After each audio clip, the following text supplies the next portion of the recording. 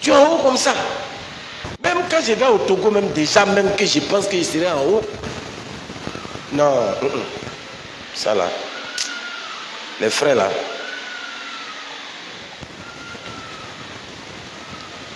Donc frère, aidez-nous. Vous voyez que la tâche devient grande.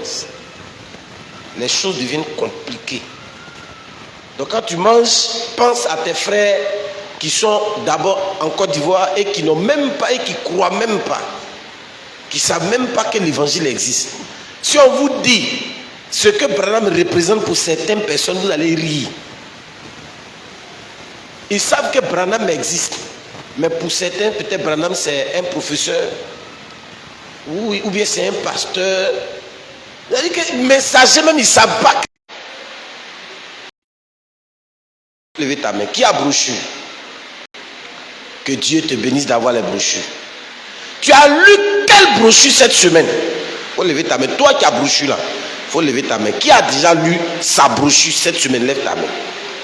Donc, dans les brochures qui sont là, c'est pourquoi? Ceux qui ne lisent pas les brochures là, envoyez. On va donner ça aux frères et aux soeurs qui en ont besoin.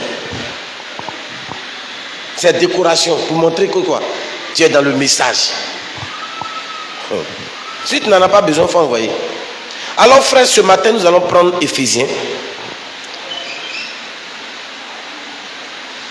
chapitre 3, le verset 13 à 19.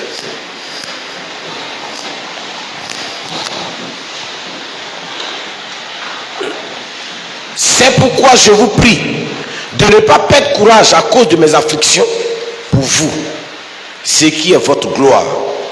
C'est pour cela que je fléchis mes genoux devant le Père de notre Seigneur Jésus-Christ, duquel est nommé toute famille dans les cieux et sur la terre, afin que selon les richesses de sa gloire, il vous donne d'être fortifiés en puissance par son esprit, quant à l'homme intérieur, de sorte que le Christ habite par la foi dans vos cœurs, et que vous soyez enracinés et fondés sur l'amour, dans l'amour, afin que vous soyez capables de comprendre avec tous les saints quelle est la largeur et la longueur et la profondeur et la hauteur, et de connaître l'amour du Christ qui surpasse toute connaissance, afin que vous soyez remplis jusqu'à toute la plénitude de Dieu. Amen. Colossiens chapitre 1.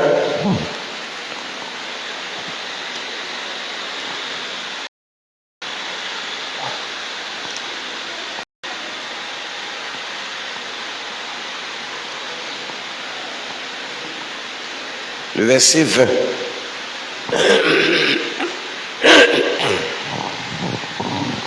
Commençons au verset 19.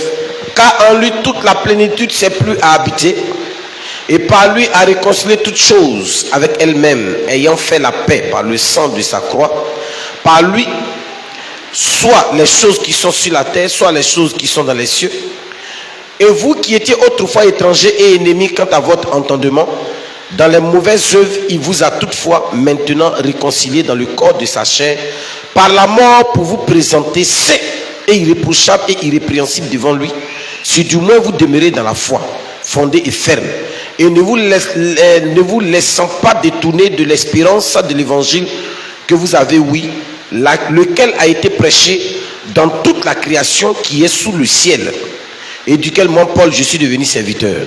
Maintenant je me réjouis dans les souffrances pour vous, et j'accomplis dans ma chair ce qui reste encore à souffrir des afflictions du Christ pour son corps, qui est l'assemblée, de laquelle moi je suis devenu serviteur, selon l'administration de Dieu qui m'a été donnée envers vous, pour compléter la parole de Dieu, savoir le mystère qui avait été caché dès les siècles et dès les générations, mais qui a été maintenant manifesté à ses saints, auxquels Dieu a voulu donner à connaître quelles sont les richesses de la gloire de ce mystère parmi les nations, c'est-à-dire Christ en vous, l'espérance de la gloire, lequel nous annonçons, exhortant tout homme et enseignant tout homme en toute sagesse, afin que nous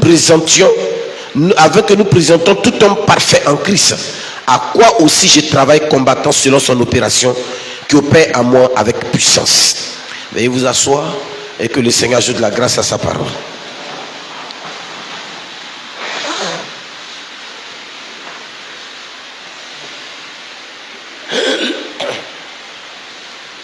Que le Seigneur nous aide ce matin. Le thème de ma prédication ce matin, c'est le scellement, 7e partie. Je crois que c'est la dernière partie. Si le Seigneur ne me donne pas une autre inspiration quelque part. Nous ne serons pas longs ce matin. Nous allons parler de 2 aspects du scellement. Nous allons parler du scellement dans sa dimension humaine et dans sa dimension spirituelle. Donc nous parlerons ici de la gloire humaine et de la gloire céleste. Les 2 aspects du scellement. Et je crois que c'est là que nous terminons. Et c'est en cela que le prophète a prêché. Qu'est-ce que le Saint-Esprit? Pourquoi le Saint-Esprit a-t-il été donné?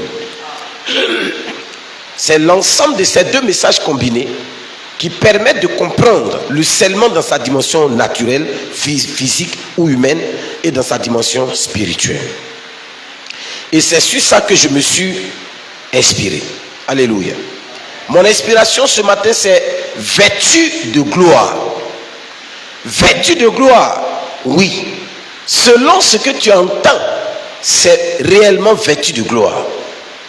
Vêtu d'éclat, de beauté, d'élévation, de succès, de magnificence, de grandeur, de richesse, de puissance, d'autorité et de guérison extraordinaire. Oui, vêtu de gloire.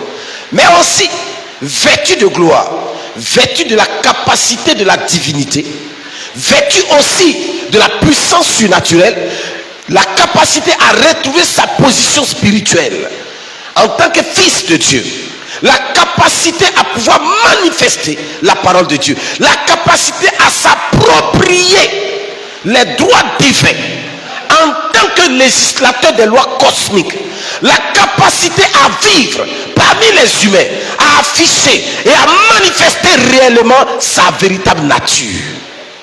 Voici ce dont je vais parler ce matin. Comprenons-nous, frères?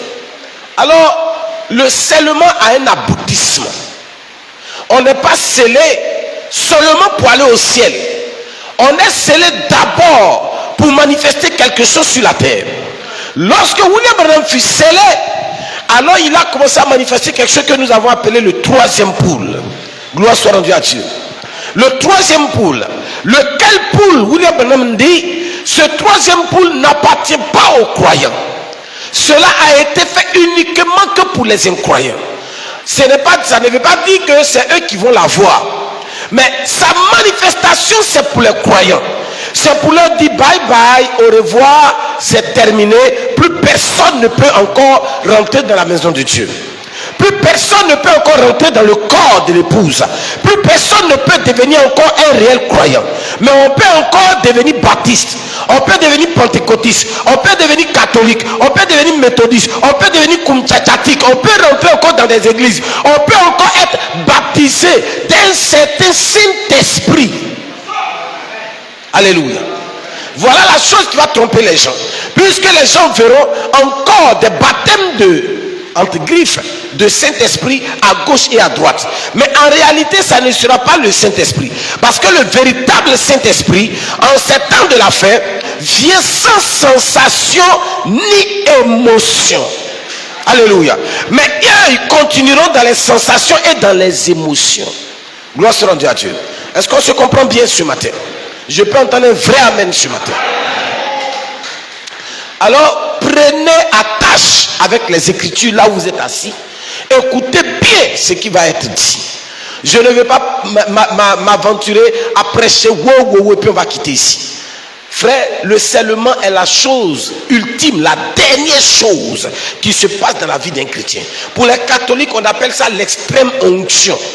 C'est la dernière chose qu'un catholique doit avoir avant de quitter la terre, c'est l'extrême onction. Nous, la chose que nous sommes censés avoir avant de quitter la terre, qu'il nous faut avoir à tout prix, quel que soit le prix qu'il faut payer, il nous faut avoir ça avant de quitter la terre, c'est le scellement. Sans le scellement, nul parmi nous n'ira quelque part. William Branham va plus loin pour dire, vous pouvez beau être dans l'église, être un croyant, quoi que ce soit que vous êtes, mais si vous n'avez pas le Saint-Esprit, vous n'êtes pas un croyant. Vous ne faites pas partie de la famille de Dieu, vous n'êtes pas converti.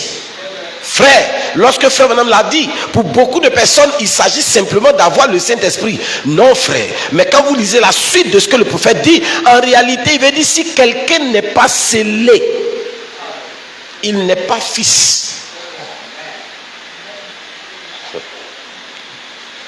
Alléluia. Nous venons de lire 2 textes. Le premier texte dit qu'en réalité, nous sommes appelés à examiner et à expérimenter les profondeurs, les largeurs, la hauteur de l'amour et de la puissance de Dieu. Ce qui nous ramène, en termes très simples, à manifester et à expérimenter la plénitude de Dieu. Nous sommes d'accord? À être remplis jusqu'à atteindre la plénitude de Dieu. Qui me comprend? Jésus-Christ est la plénitude de Dieu.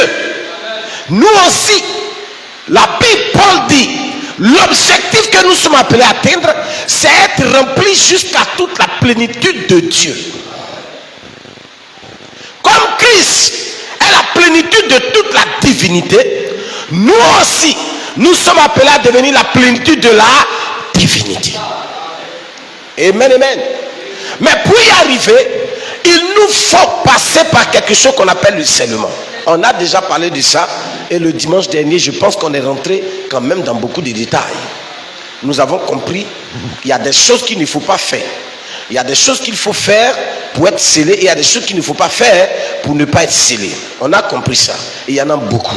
Mais ce matin, je vais m'évertuer à vous faire comprendre beaucoup de choses. Que celui qui réussit à atteindre le scellement, alléluia, celui qui réussit à atteindre le scellement, il vit dans les 2 mondes. Quelqu'un me comprend? Dis à ton voisin, si je suis scellé, je vis dans les 2 mondes. Le monde physique dans lequel nous sommes, et tu en deviens chef. Et le monde spirituel dans lequel nous sommes appelés à partir, et nous sommes établis dans notre position là-bas. Je vis là-bas et je vis ici. Ce n'est pas quelque chose de nouveau. William Branham l'a fait. Paul l'a fait. Alléluia. Tous les messagers l'ont fait. Et nous sommes appelés à le faire. C'est pourquoi Jésus dit, je ne fais rien de par moi-même. Je ne fais que ce que je vois faire au Père. Donc quand le Père fait, c'est là que moi Jésus j'agis. Alléluia. C'est à là que nous sommes censés arriver. Nous ne pouvons pas faire des choses que nous voulons. Puisqu'une fois que nous sommes scellés, ça veut dire que nous sommes morts il y a longtemps. Nous ne vivons plus. Mais c'est lui qui vit pleinement nous. Le texte que nous venons de lire, Paul dit, je souffre à cause de vous. Je suis en train de souffrir à cause de vous parce que je veux atteindre l'objectif en vous, c'est que vous soyez remplis jusqu'à la plénitude de Dieu. Je salue notre précieux frère Seyo qui nous suit depuis l'Italie. Que Dieu te bénisse. Mais de même que nous sommes appelés à être remplis jusqu'à toute la plénitude de Dieu, c'est pour qu'une fois que nous sommes pleins, nous n'existons plus. Prenez une bouteille quelconque. Bouteille, c'est bouteille. Prenez cette bouteille. C'est quoi qu'il y a dedans? C'est quoi? Donc c'est une bouteille. C'est une bouteille.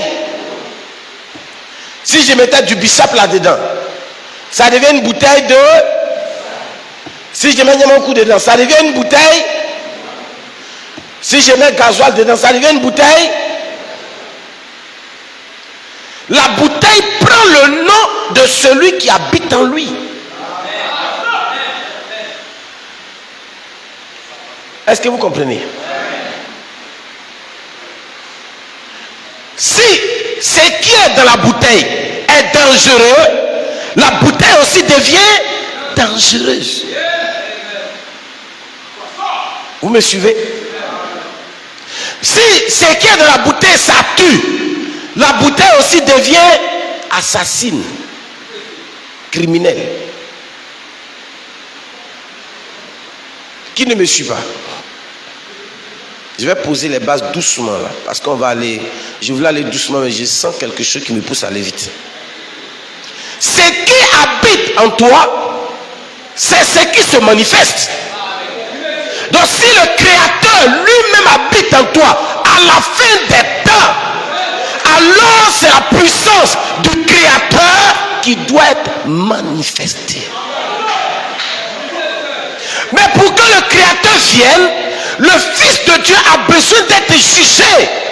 Il y a un temps de jugement pour le Fils, pour que le Créateur fasse son entrée. Souvenez-vous que chaque fois que Dieu envoie Élie, Dieu fait son entrée. En Malachie 3, il dit afin que soudain l'Éternel Dieu entrait dans son temple. Ça, c'était Jean-Baptiste présentant Jésus-Christ. La colonne de feu venait dans le Jourdain. Mais nous voyons la même colonne de feu en septembre de la feu venir sur une chair humaine appelée William Branham. Et William Branham dit cette photo que vous voyez, c'est pas ma photo, c'est sa photo. J'ai eu le privilège d'avoir pris la photo à côté de lui parce que je suis l'ami du roi. Frère, de la même manière, il faut qu'il entre. Dieu te donne la possibilité pour qu'il puisse entrer en toi. Et c'est ce que nous avons prêché, que nous avons appelé le jugement des fils. Une fois que le fils accepte le jugement, tout est purifié, tout est nettoyé. Il vient sous la forme du Saint-Esprit et il se bâtit et il bâtit la personne du Saint-Esprit en toi. En 7 ans de la fin, c'est une promesse.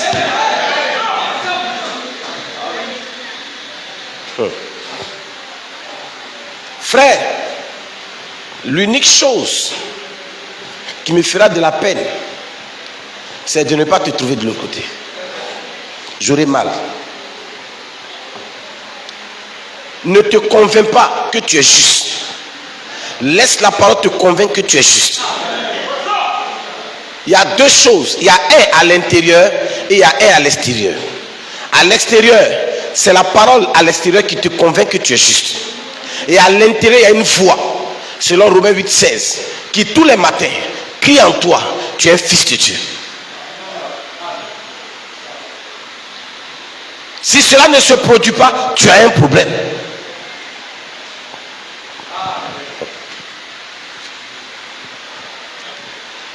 Peu importe qui tu es, ce que tu es, ce que tu possèdes, où tu vas, il te faut construire quelque chose.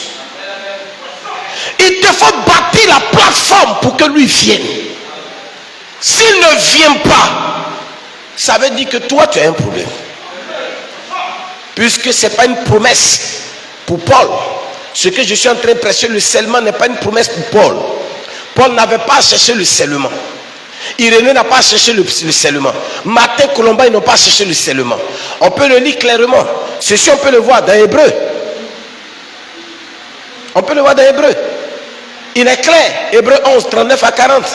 Il dit ces personnes-là, ils ont eu des témoignages, mais il ne leur a pas été donné ce qui nous avait été promis.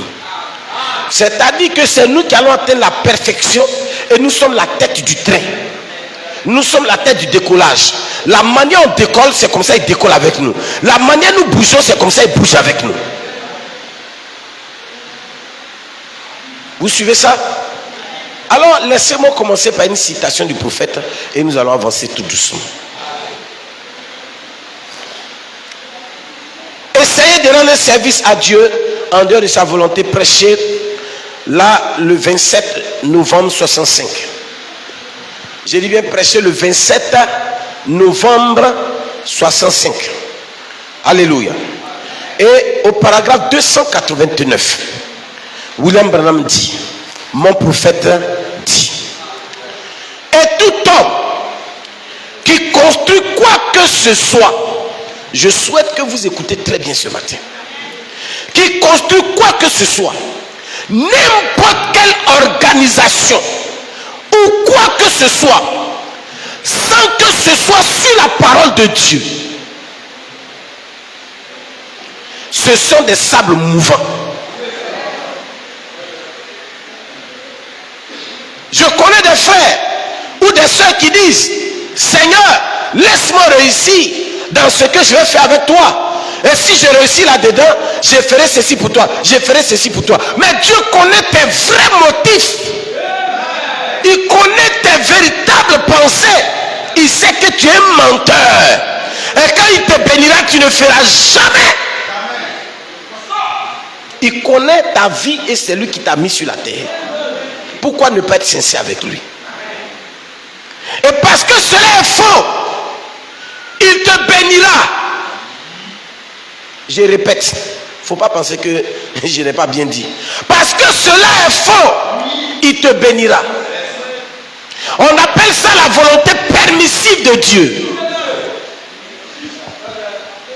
Afin que tu saches qu'il est le même hier, aujourd'hui, éternellement, il te bénira.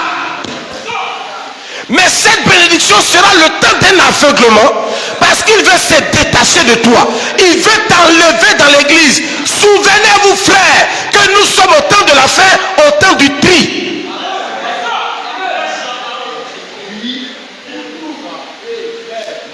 Tout ce que Dieu peut utiliser pour te mettre de côté, il le fera. Il a besoin d'un homme qui a un cœur sincère, honnête, loyal et fidèle.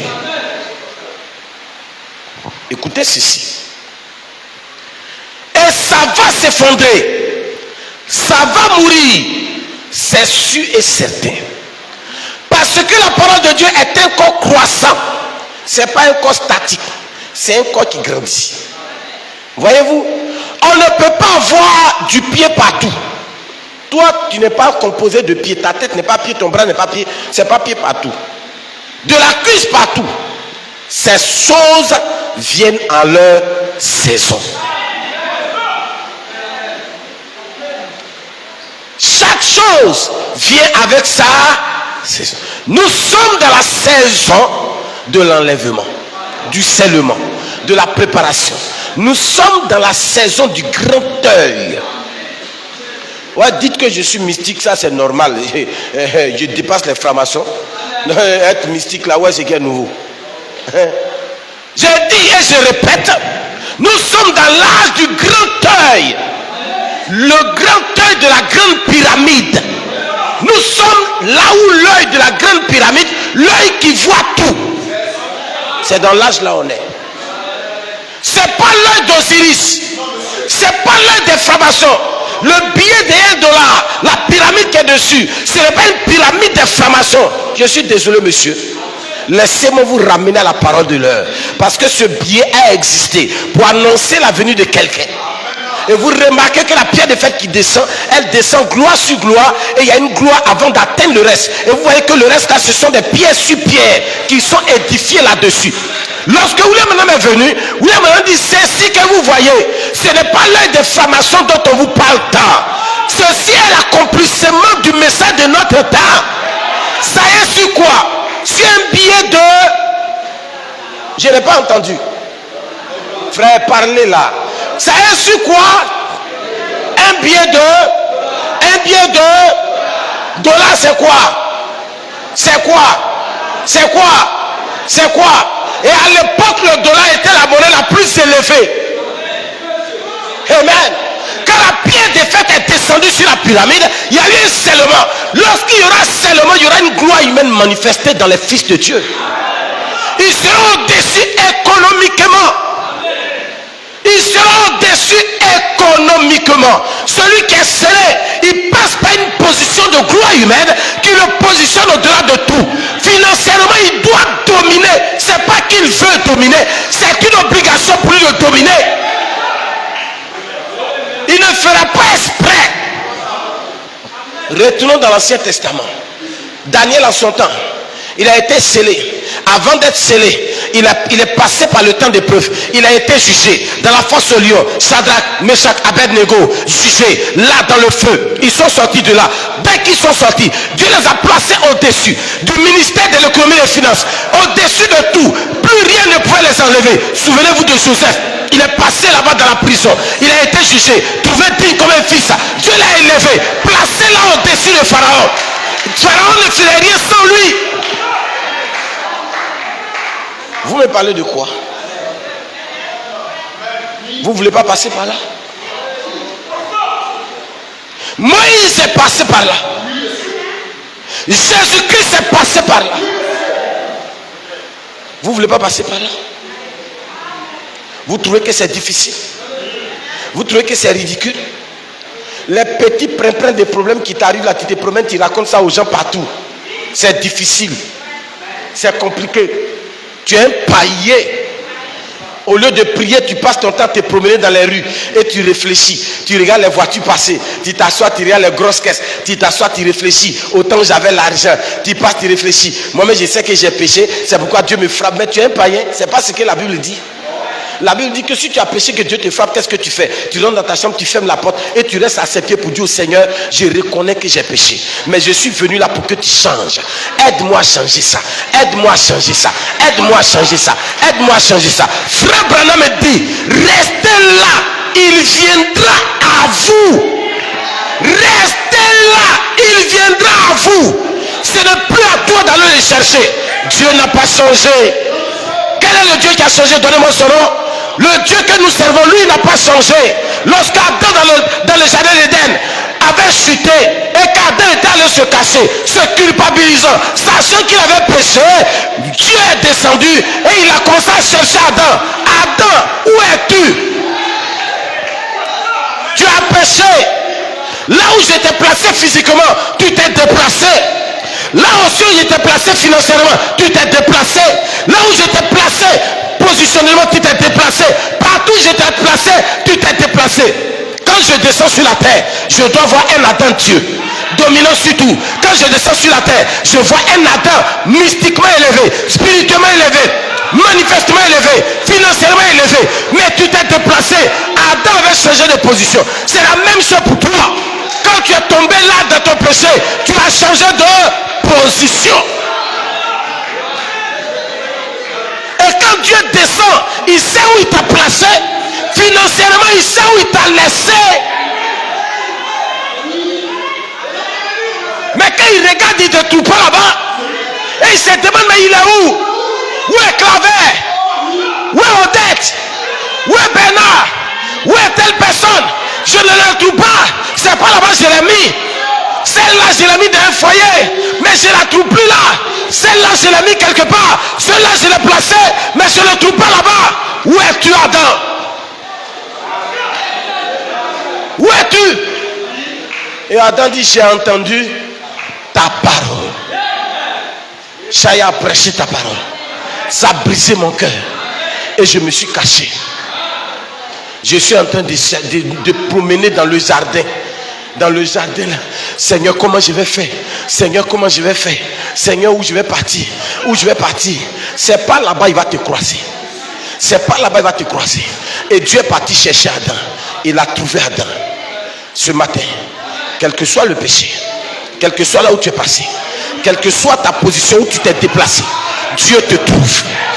Dieu te trouve. Dieu te trouve.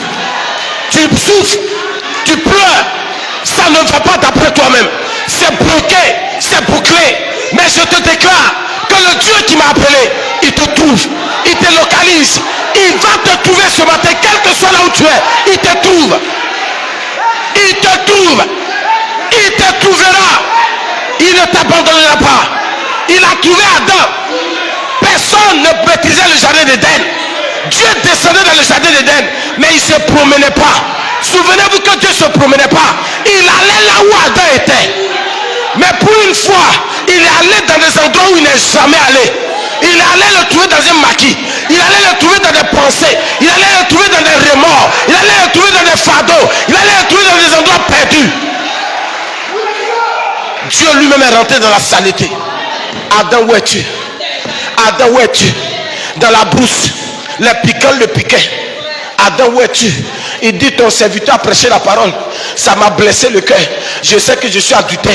Je sais que moi je convoite trop. Je sais que je pense mal. Je mens trop. Mensonge a fait boulevard dans ma bouche. Mon cœur est devenu autre chose. Le Seigneur dit, malgré ton péché, malgré ce que tu es, Adam, je suis venu te chercher. Je ne suis pas venu chercher les girafes, ni les éléphants, ni les écureuils. Je suis venu chercher l'homme. Et c'est toi qui es perdu. Tu es de mon sang. Tu es de mon sang. Je suis venu te chercher. Adam, viens avec moi. Retourne à ta position. Retourne à ta position. Retourne à ta position. Ce matin, tu retournes à ta position. Ce matin, tu retournes à ta position. Le péché, la met ça de côté. C'est pas toi qui allais le chercher. Toi-même, tu fuyais. Parce que tu sais que tu as mal fait. Tu sais que tu as tout gâté. Et que tu peux t'approcher de lui. Mais pendant que tu fuis la sainteté te poursuit. Pendant que tu fuis, il te poursuit. Pendant que tu fuis, il te poursuit. Laisse-moi te dire que tu es condamné à la sainteté. Tu es condamné à devenir saint. Tu n'as pas remarqué, malgré la distance de péché que tu as parcouru, dans ta pensée, il y a quelque chose qui te condamne au fond, qui te dit reviens, reviens, reviens, reviens, reviens. Il y a quelque chose qui t'attire vers la sainteté. Et quand tu entends une parole de pureté, ton cœur dit amen. Ton cœur dit amen à ça. Ton âme dit amen à ça. Il y a une soif qui se déclenche en toi. Une soif. Tu veux retrouver l'ancienne vie. Tu veux retrouver l'ancienne vie. Tu veux redevenir comme avant. Tu veux être là où l'onction t'entourait. Tu veux être là où tu sentais la présence de Dieu. Quelqu'un est avec moi ce matin. Est-ce que tu es prêt? Cette même présence que tu recherches, tu la reçois ce matin. Cette présence que tu avais perdue, tu voulais retrouver cette présence d'Élohim. Au nom de Jésus-Christ, tu reçois cette présence ce matin. Tu ne vas plus la perdre. Je dis que tu ne vas plus la perdre. Tu ne la perdras plus. Jamais plus tu la perdras. Parce qu'elle s'est chargée de te suivre, de te poursuivre. Tu es important. Dieu pouvait dire, Adam est perdu, je m'en fous, je vais créer quelqu'un d'autre. Est-ce que Dieu ne peut plus continuer de créer? Il était Dieu, il pouvait créer un autre et puis lui donner un autre nom, mais il dit, je ne crée pas quelqu'un d'autre. Adam est la meilleure de la création. Moi-même Dieu, je ne suis pas meilleur qu'Adam. Et si j'enlève ce qui est meilleur, ce n'est pas la peine. Il faut que je ramène Adam, le meilleur des meilleurs, le sommet des sommets, le glorieux des glorieux, le surnaturel des surnaturels. Il faut que je le ramène pour que mon Dieu, j'aille habiter dedans.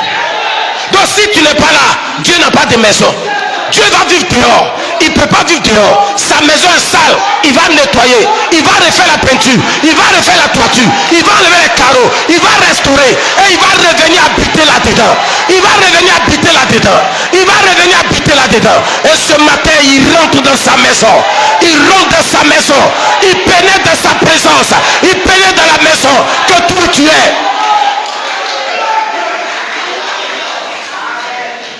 Adam, tu es perdu. Ça, c'est toi qui dis que tu es perdu. Mais même si Jésus n'est pas encore venu, les animaux, excusez-moi, hein, mais il va tuer un agneau. Hein. Jésus doit venir dans 2000 ans. Mais si Adam reste comme ça, ça ne m'arrange pas. Alors Dieu prend un agneau, il égorge. Il égorge. Le sang est mis de côté jusqu'à ce que Moïse arrive. Le sang est versé là-bas pour que le péché d'Adam qui avait été commis hier soit effacé plus tard. Et Dieu voyant dans la prévision, lui-même Dieu qui est la lunette, qui est la chose, il voyait la sainteté d'Adam là-bas, a tué le mouton, il a pris la peau, il les a habillés et il dit avancez maintenant, sortez de mon jardin, allez d'ici, quittez là-bas. Ils ont quitté le jardin. Dieu est rentré dans sa maison. Il a commencé à nettoyer le péché en Éden. Il a replacé tout. Il a repositionné la maison qu'Adam avait fait tomber. Il a repositionné le travail cadre avait changé, il a repositionné. Le mariage, cadre avait brisé, il a repositionné. L'enfantement, cadre avait brisé, il a repositionné. La bénédiction, cadre avait détruit, il a repositionné. Il a tout repositionné en Éden. Mais avant de repositionner, il a dit à Adam, sors, va dans le monde, va, ils vont te maltraiter un peu. Quand tu vas revenir, tu vas comprendre ce qui est bon et ce qui n'est pas bon. Quand il a fini de faire ça, il dit maintenant, je vous ai chassé et j'ai mis des anges pour garder le royaume. Les mêmes anges. Maintenant, anges, au lieu de garder le jardin, allez les chercher, ramenez-les. Allez les chercher, ramenez-les. Allez les chercher, ramenez-les. Alors un ange est arrivé dans ton âge et il s'appelle William Marion Branham. Cet ange est arrivé pour te ramener à la maison, pour te ramener à ta position, pour te ramener dans ce que tu étais, pour te ramener dans ce que tu as perdu. Laisse-moi te donner une nouvelle. Tu n'as rien perdu. Tu n'as jamais rien perdu. Ce qui était en Éden qui était passé, ce n'est rien face à ce que tu vas recevoir. Ce n'est rien du tout face à ce qui arrive. Au temps d'Éden, c'était seulement une petite éternité. Mais Dieu a amélioré l'éternité. Nous entrons dans la plénitude de l'éternité. De sorte que ce que tu avais en Éden passe au double. C'est pourquoi pour pouvoir avoir ça, il faut un scellement de l'onction d'Élysée.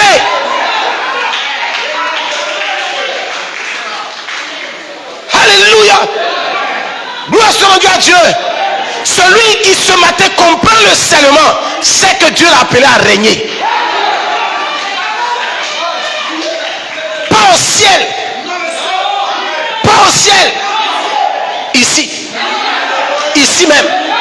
Il t'a appelé à régner. Régner signifie prendre le contrôle. Répète. Prendre le contrôle. Répète ça. Prendre le... Tu travailles à la bus ici, n'est-ce pas? Tu dois faire quoi? Prendre... Tu as ton entreprise, n'est-ce pas? Ton entreprise, c'est quoi? Vous vendez les oignons. C'est ça? Tu dois prendre le contrôle de tout ce qui est oignon sur le marché. Régner signifie prendre le contrôle. Tu ne sais pas ça? Tu ne sais pas ça? Dans le domaine que toi-même tu es en retard. Parce que tu n'as pas encore réalisé que tu peux prendre le contrôle. Tu as même peur de prier et de dire Seigneur, donne-moi le contrôle de tout ce qui est terrassement, de tout ce qui est bonnage, de tout ce qui est ceci, cela, de tout ce qui est maison, de tout ce qui est construction. Tu as tellement peur parce que tu te dis que c'est pas possible. Laisse-moi te donner une information. Cette information vient de mon Dieu. Le Dieu que je sais dit, lorsqu'il t'envoie et qu'il te donne une vision, il envoie aussi la provision. Quel que soit ce qu'il va te donner, il aura les moyens de te faire entrer. Alléluia. Tu passeras. Les moyens ne resteront pas. Tu iras avec les moyens. Je vais te lire ça tout à l'heure. Dans le scellement sur la terre, William Branham dit que lorsque nous sommes scellés sur la terre, il ne nous envoie pas comme des hommes n'importe qui. Il nous envoie comme il a envoyé Jésus. Et il dit, celui qui a envoyé Jésus était avec Jésus. En Jésus, agissant avec lui, agissant en lui. Donc s'il t'a envoyé, il sera avec toi, en toi, agissant avec toi, agissant au travers de toi.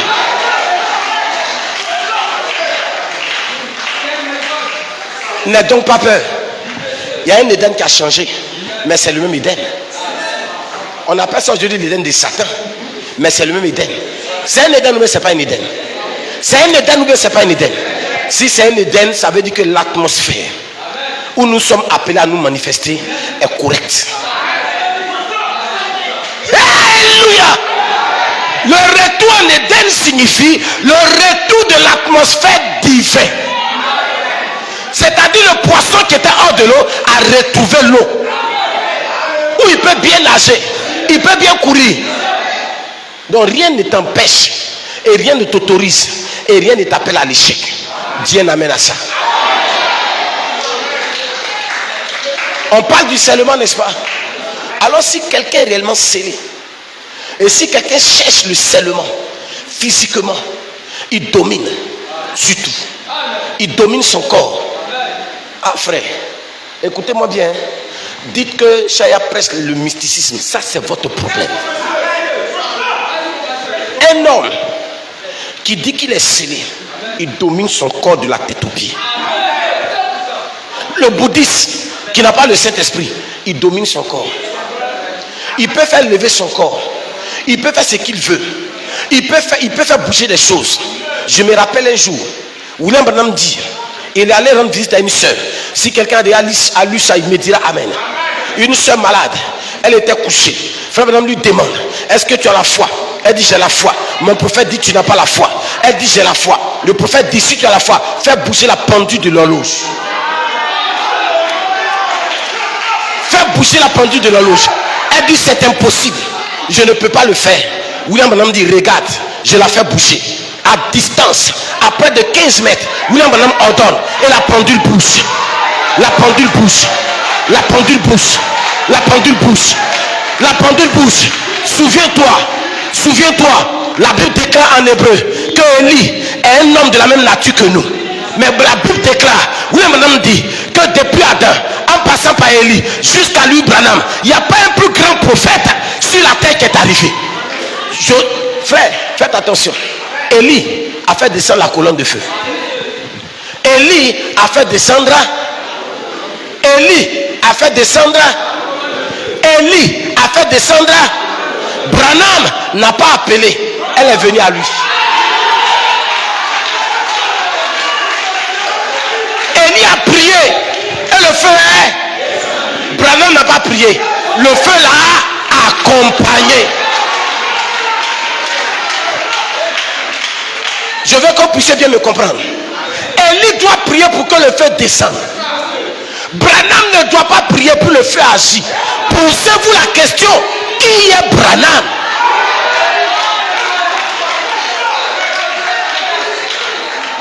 Élie doit appeler. Quelqu'un doit être d'abord d'accord.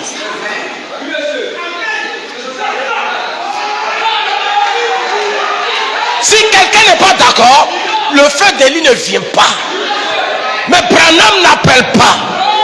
Il agit. Parce que le feu n'est plus loin. Le feu est en lui. Le feu l'assaillit en lui. Et quand il ordonne, quand Branham ordonne, le feu agit. Frère Branham dit un jour, oh Saint-Esprit, je te demande d'aller. Frère, je te demande d'aller.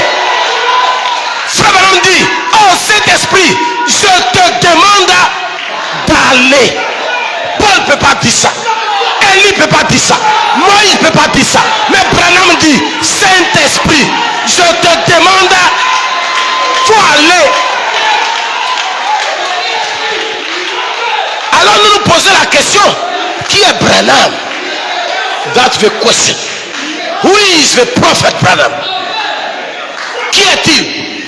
Pour qu'il ordonne, pas à Dieu, mais à l'essence immortelle de Dieu. Celui contre qui si tu as péché, c'est impardonnable. Lui, Branham lui dit, oh Dieu, Saint-Esprit, je te demande d'aller et de guérir ma soeur. À l'instant, à l'heure. Alors, frère Branham, la soeur est guérie.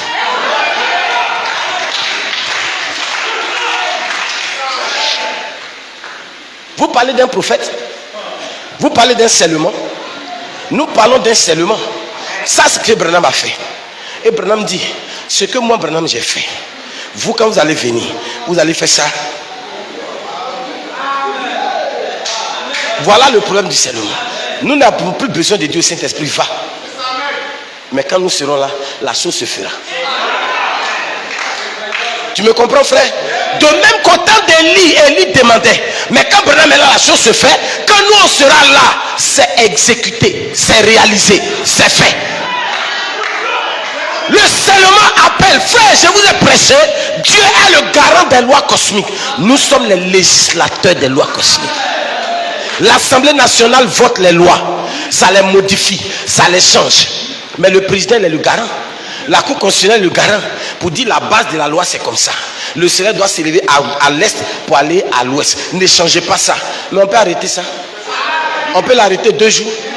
on peut le ramener un peu derrière, mais l'essentiel va continuer.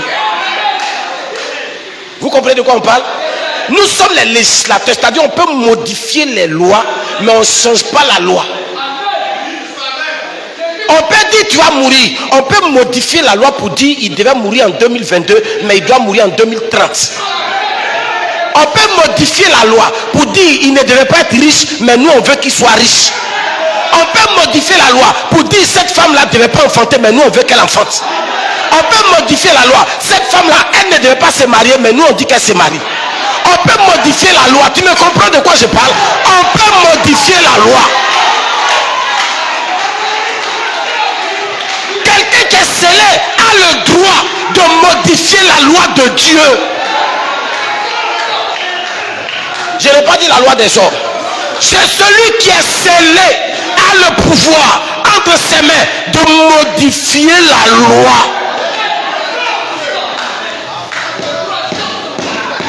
Et c'est ça qui va faire que les gens vont dire que vous êtes mystique. Parce qu'ils verront des choses. Et pour eux, ils ont l'habitude, par exemple, de voir que l'eau, la rivière là, ça coule, ça traverse le village. Et un matin, ils sont là. Ils voient que la rivière coule, ça se met dans ta maison. Et tous les poissons, quand ça arrive, tous les poissons vont dans une bassine. Ça saute. Plop, plop, après la rivière reprend. Tout le village va dire que tu es quoi? Mais ils n'ont pas tort. Ils ne sont pas loin du compte. Ils pensent que tu es un sorcier. Mais ils ne savent pas que c'est Dieu qui a arrêté là. Ils ne savent pas que c'est Dieu qui est là. Frères et sœurs, crois-moi, tu as le pouvoir, une fois que tu es scellé, de modifier la loi. Alléluia. Un élu à l'Assemblée nationale a le potentiel de modifier la loi. Toi, tu es un élu, pas à l'Assemblée nationale, mais un élu dans le ciel. Tu es législateur des lois cosmiques.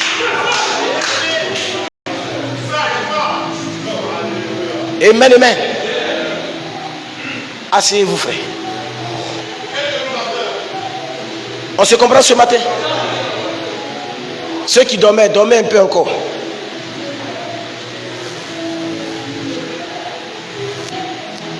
Alors, je crois que quand tu iras à la maison, ta manière de prier va changer.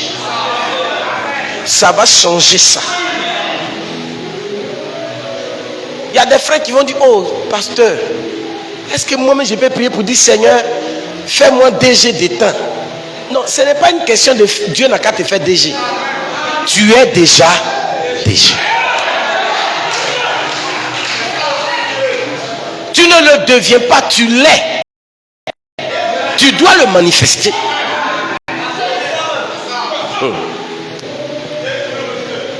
À partir de février, tous les mardis de 19h à 20h, tous ceux qui sont dans le monde des affaires, qui travaillent, j'ai une rencontre de prédication avec vous. Parce que je vais changer votre mentalité.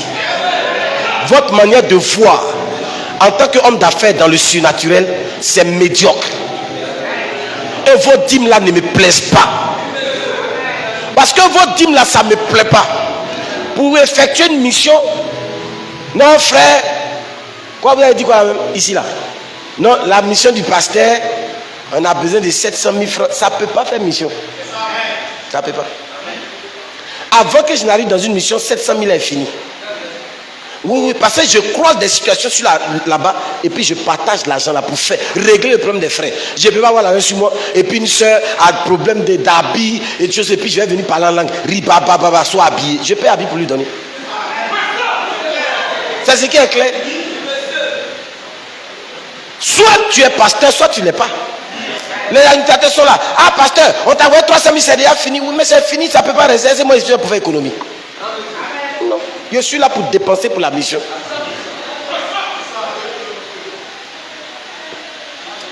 Là, les administrateurs vont venir au bureau après. Pasteur, ce que tu dis là, on n'est pas d'accord. Selon le budget, c'est bien. Gérer selon le budget. Nous, on gère selon l'esprit. Donc, débrouillez-vous pour vous connecter à l'esprit. C'est tout. La partie là, ça fait mal. Écoutez ce que Branham dit.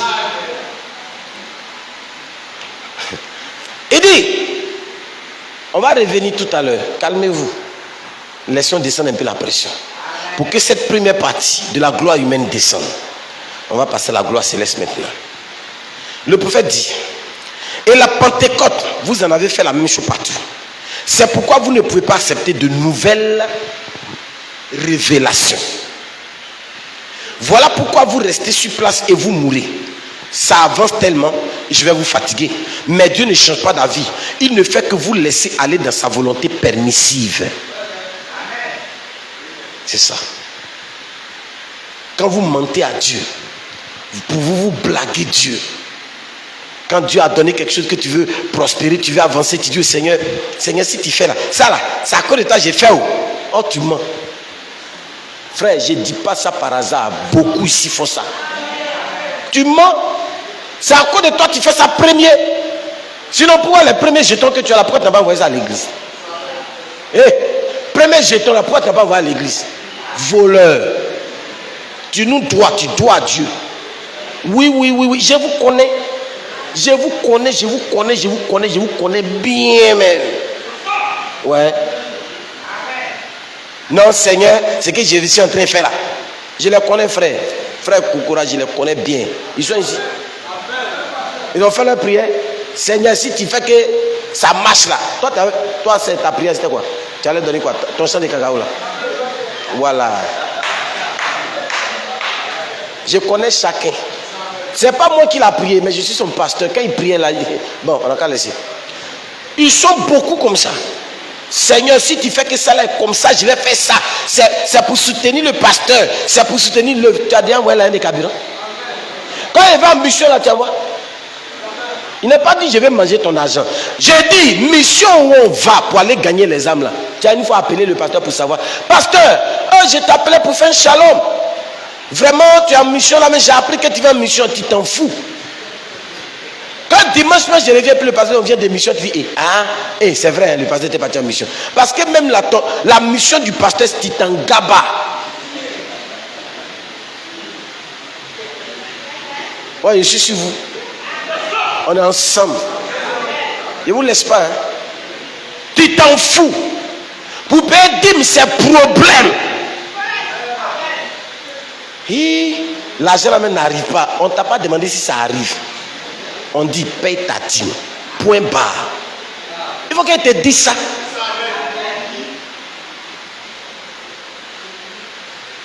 Et Seigneur, comment ça là je vais faire? Que le Seigneur ait pitié de moi.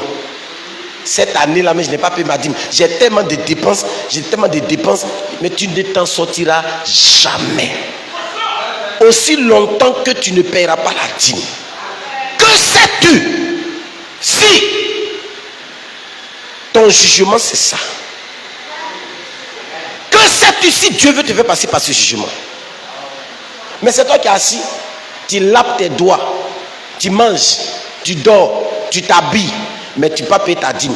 Et quand tu as un problème, le pasteur n'a qu'à prendre la dîme des autres pour t'aider. Regarde comment tu es mauvais, méchant, aigri, rebelle, assaillant des dîmes. C'est pas normal.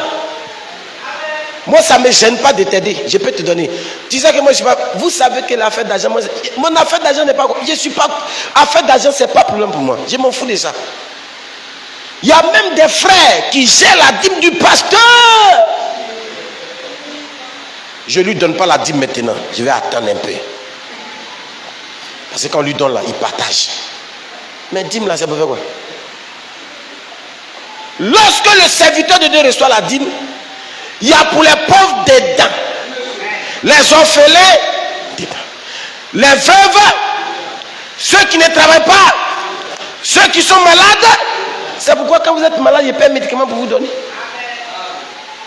C'est ça la vie du pasteur. Vous pensez que c'est quoi? Non, la nouvelle chaussure du pasteur de là, non, c'est notre 10 000 après vous payer. Il ne faut pas te foutre de moi. Il faut me respecter un peu. Et 2 jours là, le pasteur change les vestes. Il va changer quoi? Sac de cacao.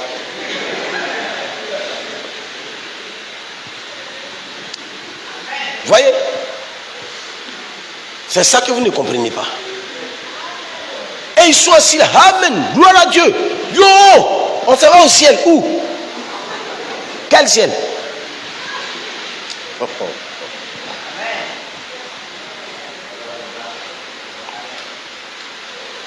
Où on s'en va? Tu vas rester à Dakar.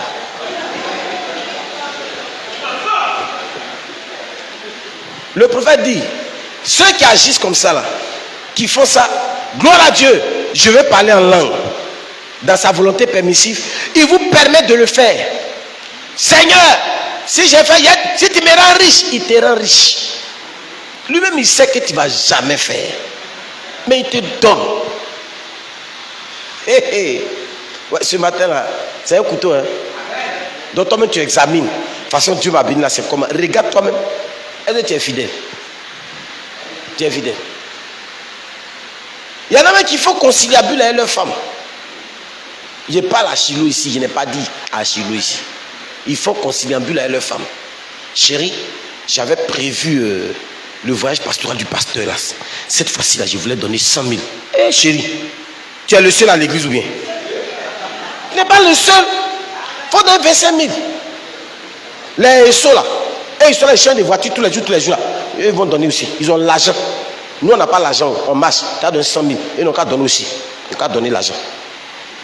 Tu n'as pas vu 2 jours là. Tu as vu 2 jours là. Le frère Diané, il a une voiture 4x4. Ils ont l'argent. Ils vont donner. D'ailleurs, 25 000 c'est trop. Il faut donner 15 000.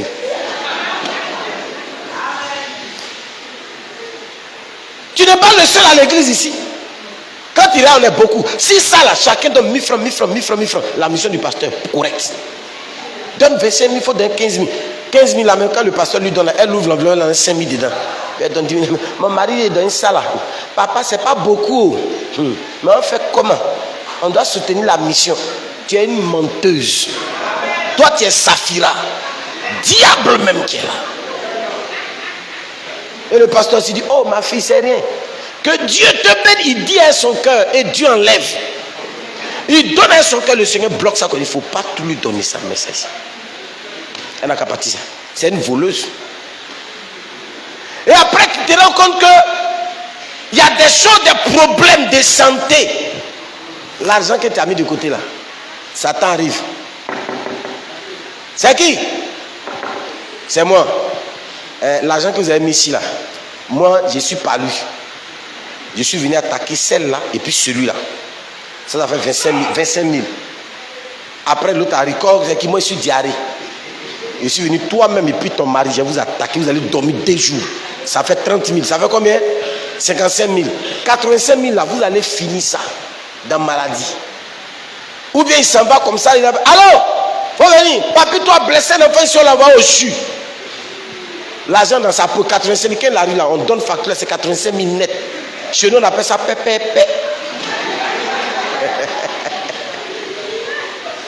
Propre. Et puis ça ne lui dit rien.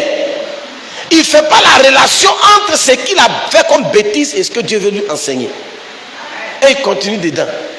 Il est content dedans. Frère, quand un homme est scellé, c'est Dieu d'abord. Le reste, ça vient après. Je ne vous prêche pas ça pour vous le prêcher. Moi-même, le pasteur qui vous prêche, je place Dieu d'abord. Et le reste, ça vient après. Ah, les gens, il y a un frère qui m'avait dit, ah pasteur, ton ventre a poussé. C'est normal parce que j'ai pris 40 ballons de perfusion quand j'étais un peu souffrant. Donc c'est ça qui a fait pousser le ventre. Je ne veux pas que ça diminue. Et ça me donne un peu l'air d'un gros tout façon. Ça me plaît un peu. Ma femme me dit que ça lui plaît. Donc bon, le problème est réglé. Ouais frère, si je fais sport que ça veut diminuer, j'ai fait un peu, que ça monte un peu. Là, quand c'est un peu rond façon, ça fait un peu papa façon là. Voilà. Mon frère Abraham, c'est bon non? Ouais, c'est ça. Sinon on ne te respecte pas. On me prend tout pour le petit de 18 ans. Respectez-moi, j'ai 50 ans. Mon visage de bébé là, j'ai 50 ans. Un demi-siècle. Toi, tu n'es pas encore arrivé. Nous, on est arrivé là-bas. On a vu beaucoup de choses. On a vu Oufoui. On a vu Bédier. On a vu Gay. On a vu Babou. On a vu Ouattara. Dieu merci, on va voir après. Alléluia. Bien. Vous avez ri. Alors maintenant. Voilà. Lorsqu'un homme, je fais ça pour que vous puissiez faire la différence.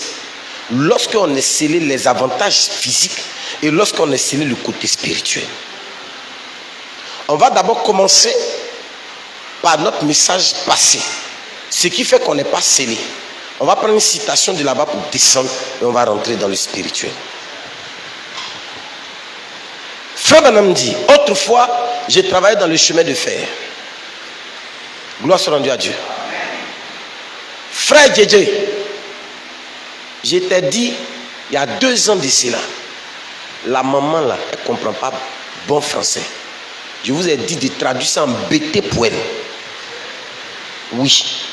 Seulement là, il faut trouver le mot en BT, tu vas lui dire ça. Les mamans qui sont baoulées, qui ne comprennent pas français là, levez vos mains. Toutes les mamans qui ne comprennent pas français, les papas, levez vos mains. Voilà, c'est la suite. Elle est bêtée. On est dans l'obligation de lui traduire ça. C'est forcé. Si on ne le fait pas, on pêche.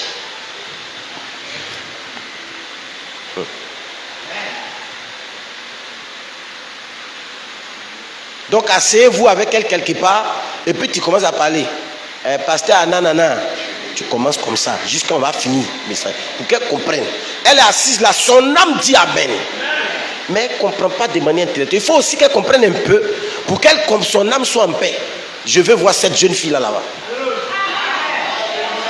C'est une jeune fille. Elle a près de 80 ans, mais elle se déplace tous les jours, elle vient à l'église. À l'heure. Et vous les jeunes gens, vous venez en retard. Jusqu'au jour de l'enlèvement, vous serez aussi. Voilà. Autrefois, j'ai travaillé dans la compagnie des chemins de fer. Il travaille avec son frère qui s'appelle Bob. Maintenant, allons-y. Quand on est en train de charger un wagon, il veut examiner ce wagon de fond en comble. L'inspecteur, et s'il trouve quelque chose de branlant. Branlant, c'est-à-dire quelque chose qui est... Non. Envoyez-moi le sac là.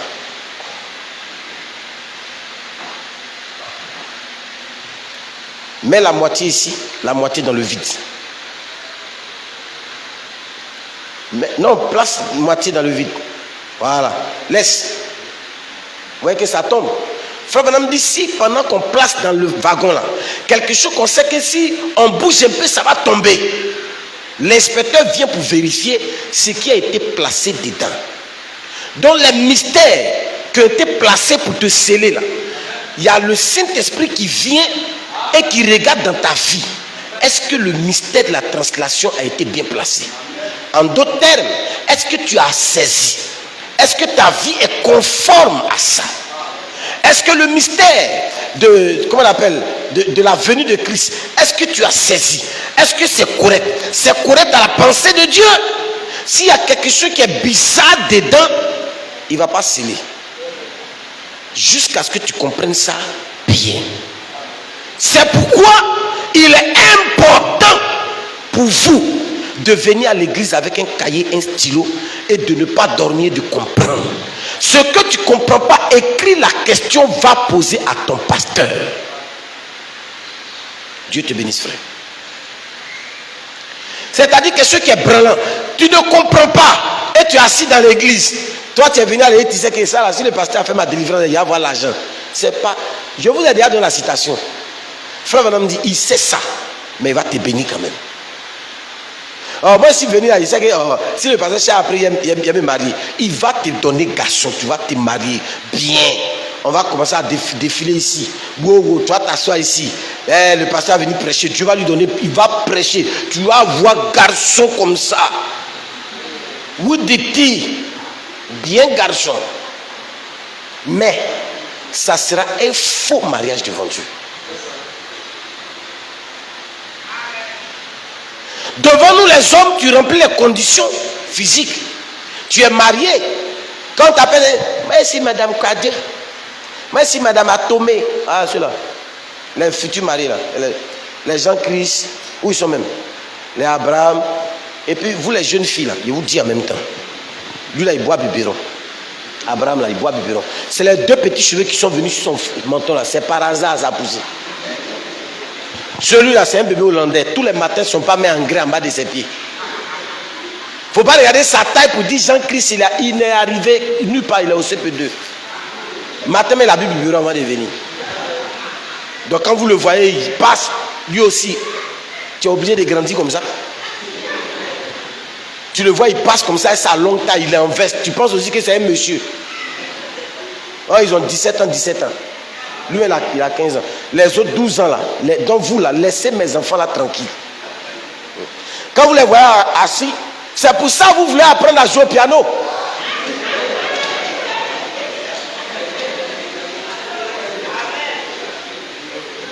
Quand il attrape tes doigts pour mettre là comme ça, tu es au paradis. Tu ne sais même pas de quoi tu joues. Tu trembles comme ça, comme s'il y a courant dans toi.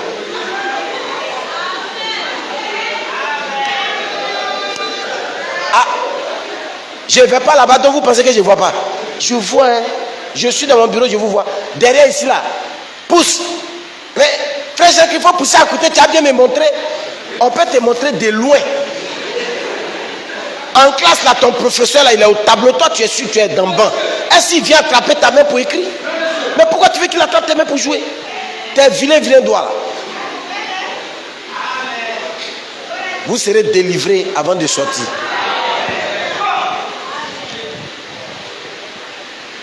Mon petit, dès que tu les vois, tu les signales. Sinon, c'est toi, je vais attaquer.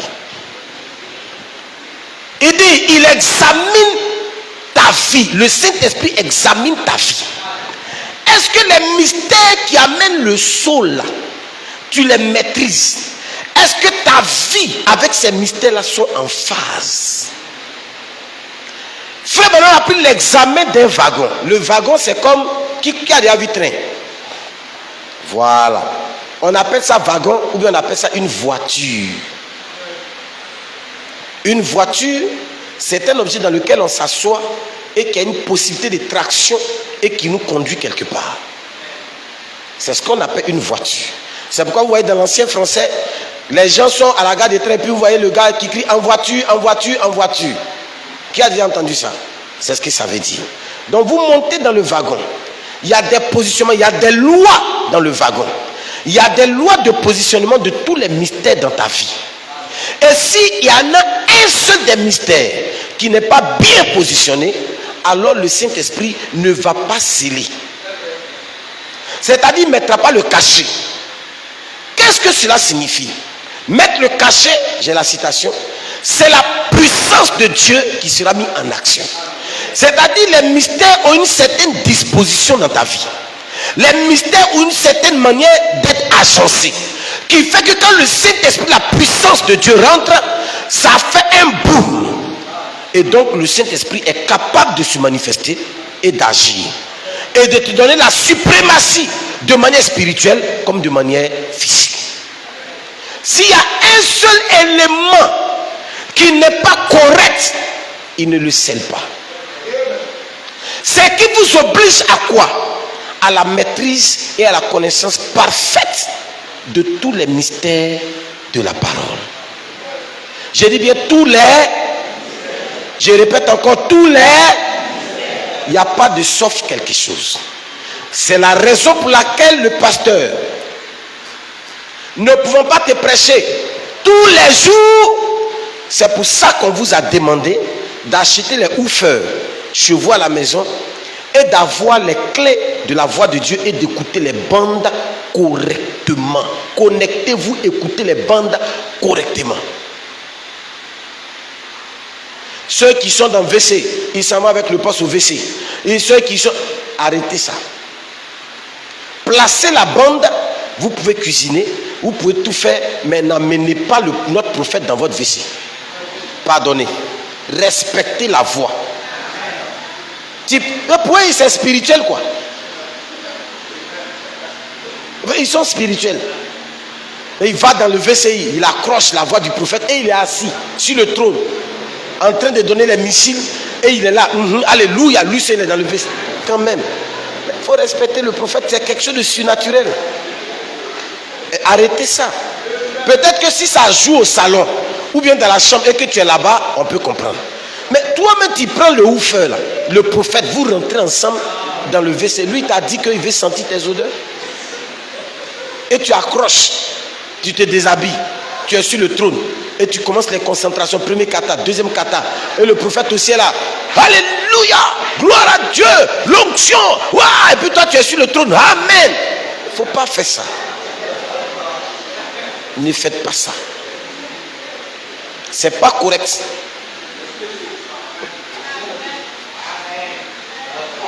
N'amenez pas notre prophète là dans vos affaires là. Ouais. Comme un frère qui dit à sa femme, mettons la voix du prophète. Comme depuis affaire d'enfant ne vient pas là, on n'a qu'à faire mettre le prophète. Non, on ne fait pas ça. Quand le prophète parle, il y a silence. Quand vous aussi vous parlez, il y a silence. Si vous devez causer, le prophète se tait. Si le prophète parle, vous vous taisez. J'espère qu'on se comprend. Voilà. Le prophète ne parle pas pendant que vous parlez. Non, l'onction va nous accompagner. Ça ne se passe pas comme ça.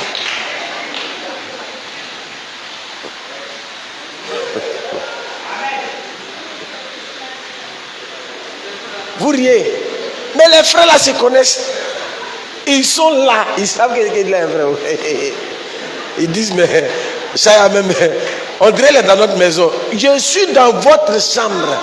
On est ensemble là-bas. Voilà.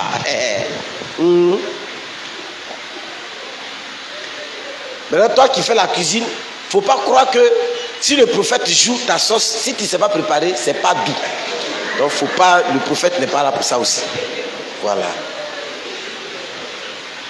Donc, s'il y a quelque chose dans ta vie qui ne va pas, ta vie a deux positionnements pour qu'il y ait le scellement. Il y a le positionnement spirituel et le positionnement physique. Le positionnement physique, c'est ta vie de tous les jours. Ton langage de tous les jours. Et le spirituel, c'est ce que tu reçois du message qui reste.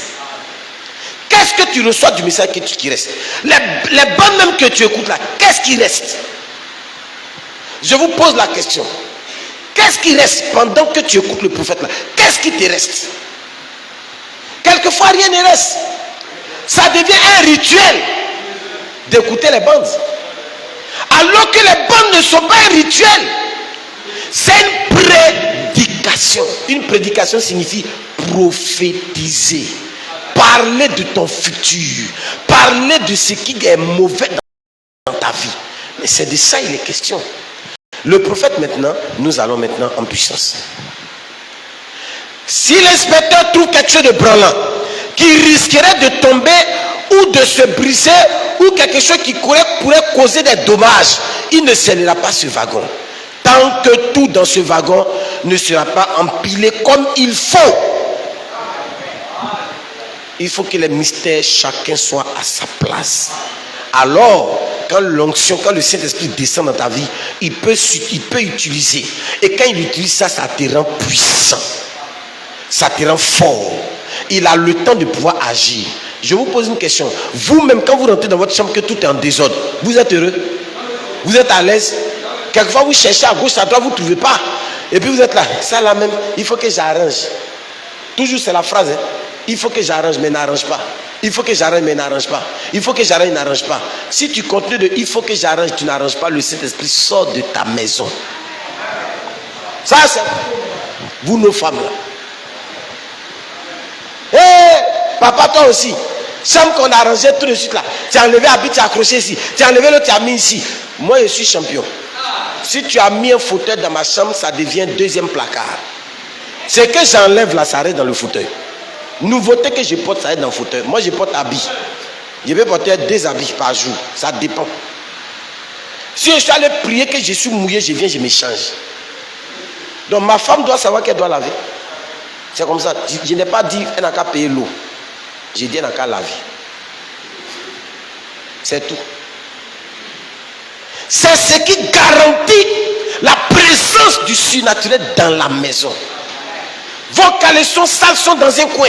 Vos habits sales sont dans l'autre coin. Les assiettes sales sont de l'autre côté. Et puis il y a les videurs de poubelles qui sont cachés sous les lits, les souris. Ce sont vos colocataires que vous avez invités vous-même à cause de votre saleté dans la maison. Et il passe. Oui, voisine, tu n'as rien laissé pour moi. Dès que tu rentres pour dormir, les voisins, oui, venez, ils sont allés dormir, c'est notre temps. Et ils sont dans la maison le lendemain matin, quand tu te réveilles, ils ont gâté tout. Faites tomber ça, faites tomber ceci, cassez tes choses. Et les souris là même, Seigneur, il me fatigue. C'est parce que ta maison est désordonnée qu'ils sont là. Pour te rappeler que tu vis avec des animaux. Et que tu n'es pas loin d'eux. Ça fait mal. Mais donc changer. Le prophète dit, il faut que cela soit empilé comme il faut. Tellement bien tassé et bien disposé en ordre que les secousses du voyage ne feront pas de mal au produit qui est à l'intérieur. Pendant que tout est bien entassé, empilé, même si ça se pense, même si Kakou Philippe vient sa doctrine pour dire qu'il est le 8e messager. Maintenant il a changé un peu. Il dit il est un 8e parmi les 7. Non, ils sont forts. Et là j'ai dit mais donc tu es le Vatican alors? Parce que c'est lui qui est le 8e pays parmi les 7. C'est ce que la Bible dit. Donc dans tous les cas, tu es le 8e parmi les 7, tu es toujours mauvais. Parce que le 8e parmi les 7, c'est la bête. Il dit, oh, vous comprenez toujours tout de manière négative. Nous, on ne comprend pas les choses négatives, on comprend les choses selon la Bible. La Bible dit que le 8e parmi les 7, là, c'est la bête. Et c'est une ville située. Et c'est là-bas qu'habite la Babylone mystère. Donc c'est toi alors. Vous voyez comment Kakou Philippe, il ne réfléchit pas longtemps. Quel que soit ce qui arrive comme doctrine, tu es propre. Ça ne t'ébranle pas. Quel que soit ce qui arrive comme problème, ça ne t'ébranle pas. Quels que soient les problèmes qui vont arriver, tu n'es pas ébranlé. Alléluia. Rien ne peut te choquer. Même si on vient t'annoncer que tu as le dernier stade de Covid-19, tu n'es pas ébranlé.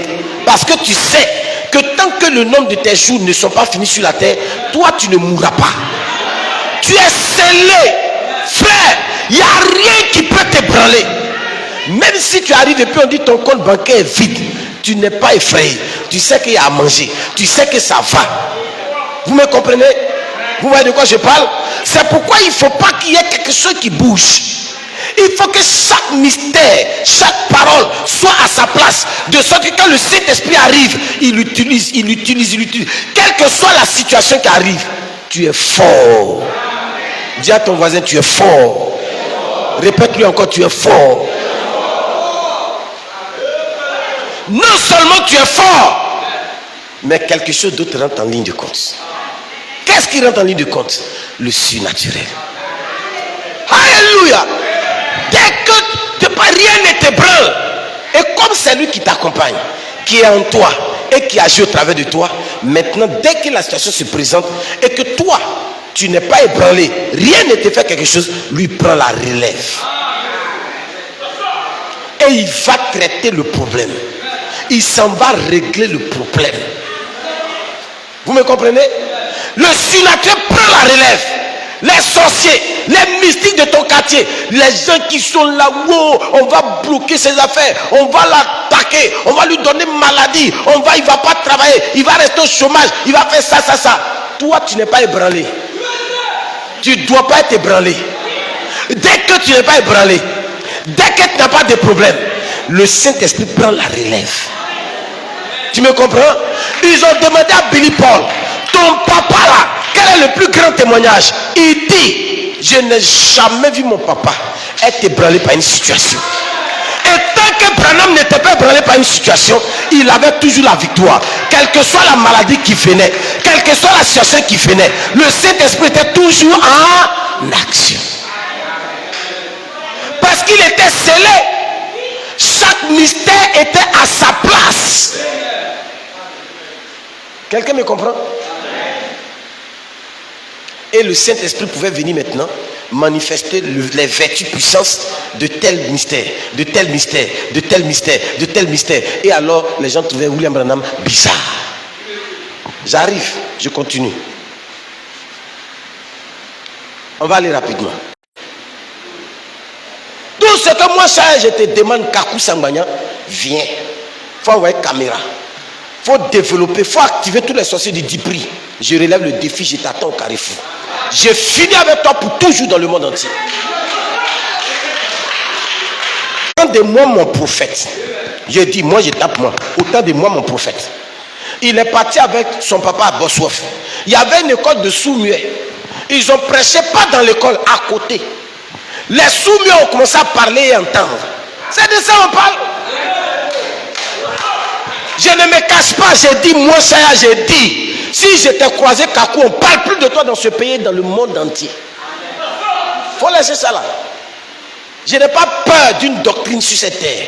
Mais ce qui est mon problème, ce n'est pas de parler de doctrine, c'est d'amener les mystères dans l'âme des frères que Dieu m'a donné.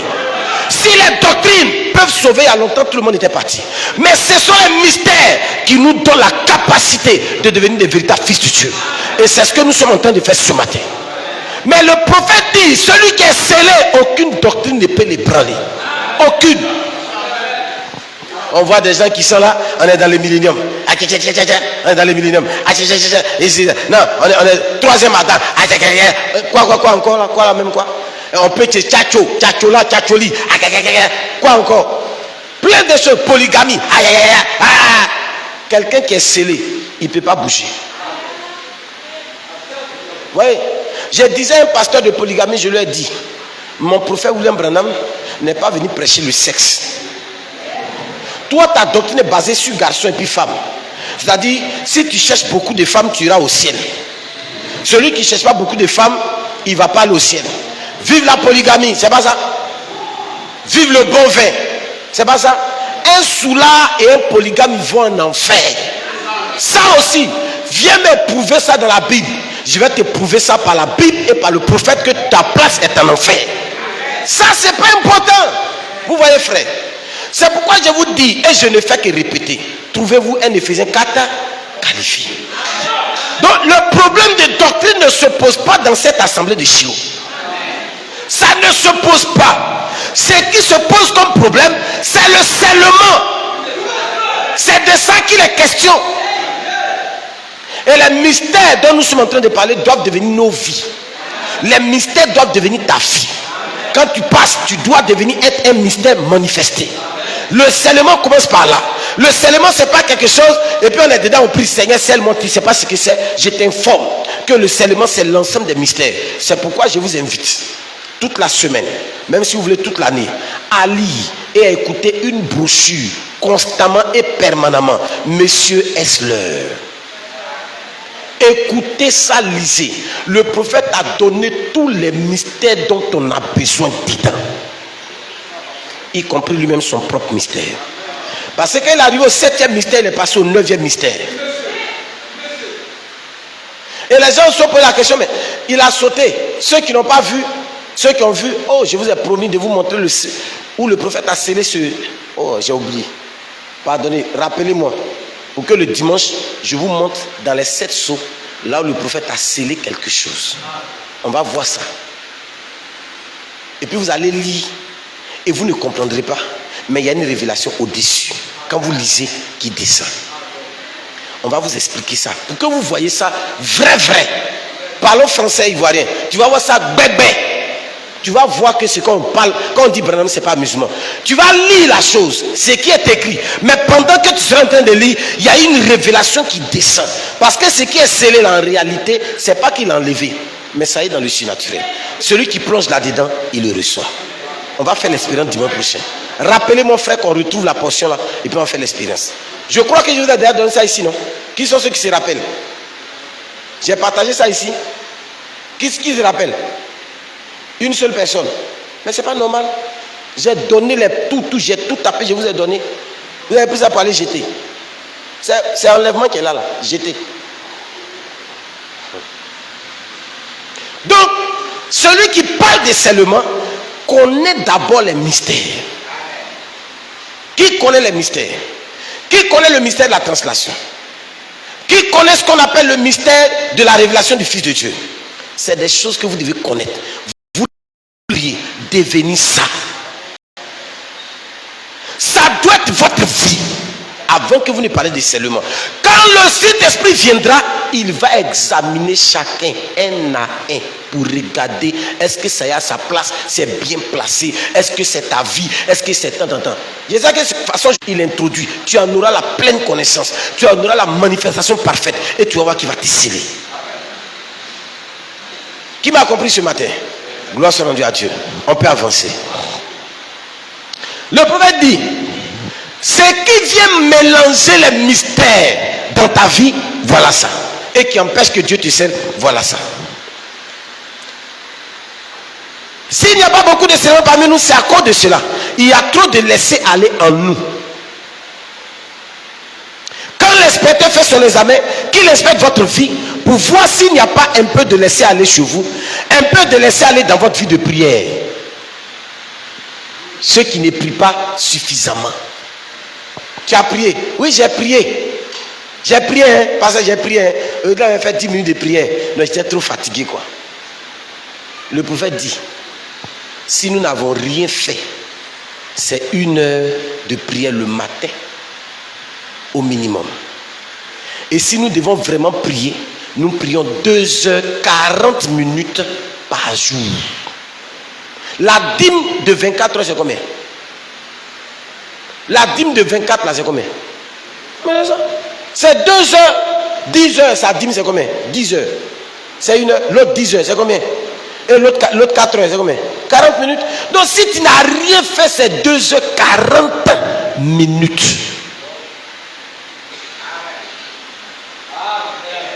Et comment les gens me regardent? Tu vas prier comme ça. Et si tu ne vas pas prier comme ça, c'est ton problème. Moi je suis prédicateur. Je ne suis pas responsable si tu ne fais pas, mais je suis responsable de te prêcher. Donc écris dans ton cahier 2h40. Alléluia. J'aurai beaucoup de prières. Vous qui mettez votre travail avant Dieu, voilà ça qui est devant vous. Prends le temps le matin, prie au moins 1 heure. Le soir, prie 1h40. Dis là, merci Seigneur Jésus-Christ. Amen. Seigneur, quand il oublie, il revient. Seigneur, n'oublie pas où je m'en vais là. Il faut tuer son cœur, il va me donner mon argent.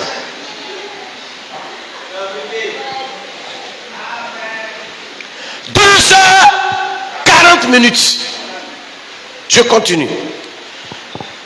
Trop de laisser aller dans votre vie de prière. Un peu quant à ce tempérament colérique. Chrétien colérique. Moi que tu vois, je ne laisse pas. Je ne laisse pas. Non, la foutaise. Même dans Branham, on respecte. Frère, là où on est arrivé ici, là, contre toi, je ne vais jamais garder ça dans mon cœur. Tant que j'aurai ce tempérament colérique, lui, il ne peut pas sceller ça.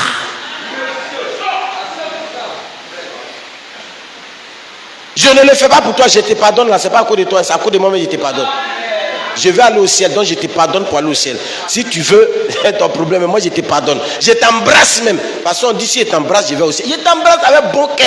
Vrai, original. Et puis même je te dis, je t'aime de tout mon cœur. Puis c'est vrai. Les gens vont dire, il est fou, hein, il a giflé. Puis, non, moi, on ne va pas me gifler comme ça. Mon chat s'est pendu à Chingom. Ça, c'est ton problème. C'était ton chat qui s'est pendu. Moi, j'ai choisi de pardonner. Oh. Hey. Ouais, ça commence à rentrer un peu. Sommeil là n'est plus là. D'accord. On peut continuer. Un peu de laisser aller quant à ce tempérament colérique. Un peu de laisser aller quant à cette langue pour parler des autres. Tordu là. Et le frère m'énerve. Hein. Il ne me plaît même pas même. Ça, le pasteur doit le chasser de l'église. Est-ce que c'est pourquoi le pasteur a nommé frère Fouille administrateur? Il travaille aux impôts. Il a l'argent. Moi, il t'a dit le pasteur là. Il sait ce qu'il fait. Hein. Il ne fait pas les choses par hasard. Il sait ce qu'il fait. Parce que le frère peut puiser dans la caisse. Là, il va dire au frère, il va prendre l'argent du trésor. C'est à cause de ça qu'on peut aller vite comme ça. Ce que vous dites là, c'est ça on dit ici. Parlez, nous on dit ici. Frère, le prophète dit, si tu ne peux pas parler en bien de ton frère, tais-toi. Ferme ta bouche. Keep quiet. Toujours en train de parler des autres. Et Je te dis, hein, à l'église là, est-ce que tu as vu même telle soeur, tel frère, tel soeur, tel frère. Je ne te dis pas, hein, 2 jours là. Maintenant là, on la sent même plus, elle ne se sent même plus. Elle est plus dans les habits, dans les ceci. Elle pense que c'est habits qui envoie au ciel. C'est jalousie, c'est parce que tu n'as pas aussi. Et ça te fait mal. Elle pense que c'est habit qui envoie au ciel. Le pasteur même prêche. Citation dont elle ne voit pas. Je vais te poser une question. Et si c'était à toi, on avait donné un habit là, tu n'allais pas porter. Donc quand tu allais venir, on allait dire que tu vas en enfer. Mais pourquoi tu es mauvais comme ça? C'est quelle méchanceté ça? Moi-même celle-là, à la présentation de son enfant, Madame Nzi, elle est venue, tu as vu Pagne là, elle a fait écrit, c'est écrit comme ça. Et Vrisco 14 barils. Pour moi là, ça sera 17 barils. On s'en fout. Je ne sais pas. Hein? Maintenant, 2 jours là, le pasteur et puis ses enfants là, ils viennent naître, sa femme vient, et puis le frère Issou, ça va les chercher. Si ce n'est pas le frère Issou, c'est le frère Tomé, ça va les chercher. Comme si c'est eux ceux qui sont familles dans l'église ici. Nous aussi là, on ne nous accompagne jamais. Les voitures là, c'est pas woro woro. Je te dis ça. C'est la femme du pasteur, ça va chercher. Si ça te fait mal, ça n'a qu'à te faire mal. Mais il va aller les chercher demain. Frère Tomé, il faut aller les descendre après. Ça, c'est quelle sorcellerie ça là? Mais c'est le pasteur. Si le pasteur apprend que sa femme est malade, tu penses que quand il prêche là, il est à l'aise? Mais pourquoi ils sont allés prendre le pasteur?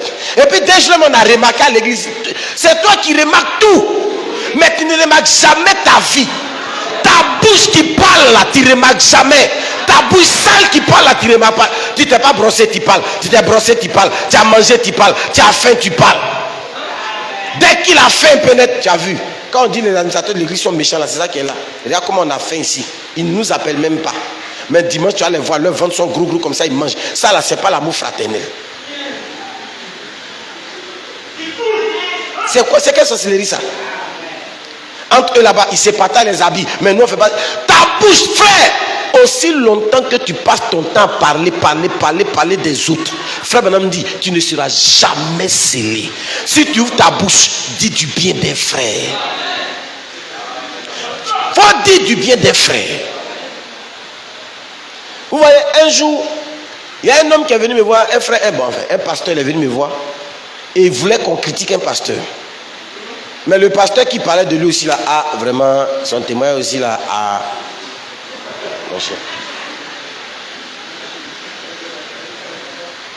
son témoin aussi a fait quand même. Donc le pasteur est venu dire, tu as vu, le pasteur a fait tant de temps. J'ai dit, sinon, je crois que c'est un bon pasteur quand même. S'il n'est pas un bon pasteur, Dieu ne peut pas lui donner église, femme et puis enfant. Il dit, oh, tu ne connais pas son en bas. Il dit, en bas là, il y a quoi? Mais Dieu l'a appelé, frère. Il faut laisser ça là.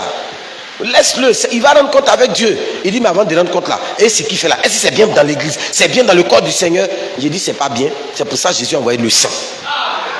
Il y a toujours quelque chose qu'il faut donner pour ramener le frère là à la raison. Ne condamnez jamais un frère qui pêche. N'abandonnez jamais quelqu'un qui est tombé dans le péché. Allez l'aider, soulevez-le, mais ne l'aidez pas à pécher. Ne l'aidez pas, ne cautionnez pas son péché. Quand je te soulève, je te parle. Quand on parle dans ta tête là, tu ne comprends pas. Tu lui donnes un peu les cocotas quoi. On te parle là, tu ne comprends pas. Tu es tombé là, maintenant on te parle tous les jours. On t'a dit comme ça là, ça va lui faire mal, mais au moins il sait que quelqu'un est à côté. Mais un frère qui est tombé, et puis vous l'abandonnez. Vous voyez quand quelqu'un pêche là, il fuit. C'est la nature. C'est ce qu'Adam a fait et puis Dieu l'a cherché. Donc quand le frère fuit, cherchons-le. Cherchons-les.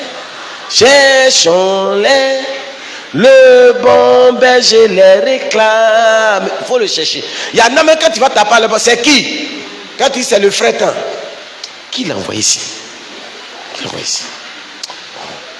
Et puis il chante. Frère Shalom. Tu dis Shalom, il dit bonjour. C'est comment? On est là. Ça va aller, il y a fouille. Frère, viens à l'église. Non, il est venu. Quand il a dit ça, le lendemain matin à 6 h, quand frère, je suis venu, il faut te laver en partir à l'église. S'il dit non, c'est-à-dire que il y a peu de transport, il y a peu de tout déjeuner, il y a peu allons. Non, la vérité, il n'a pas envie d'aller à l'église, frère, il ne faut pas faire ça. Mets-toi à genoux, attrape ses pieds, pleure. Il va se laver. ce jour-là, quand il viendra à l'église, à cause de toi, Dieu mettra dans la bouche du pasteur un seul mot qui va ramener ce frère à la raison. À cause de toi. Ne condamnez jamais quelqu'un qui est tombé dans le péché. Et ne dites pas son péché aux autres. Je ne t'ai pas dit, hein? Et je vais te dire, frère Tomé, avant-hier, il a bu du vin. C'est pas oh, je l'ai vu.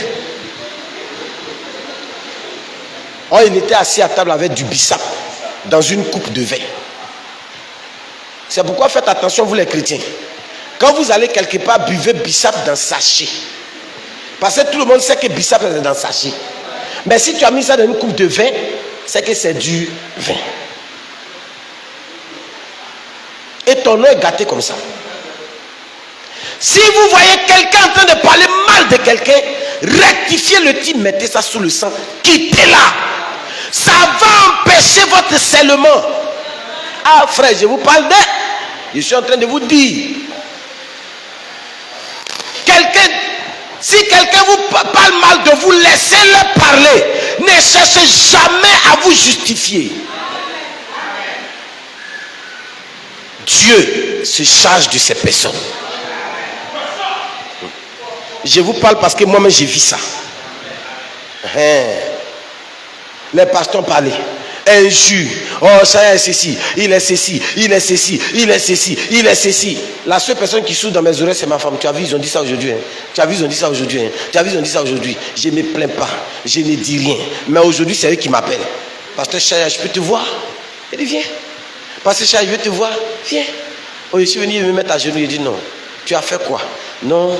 Pasteur, c'est-à-dire que... Mais il ne faut pas dire à quelqu'un que je suis venu. Il dit, non. Est-ce que toi, tu as dit à quelqu'un que tu viens? Il dit, non. Ça va rester comme ça.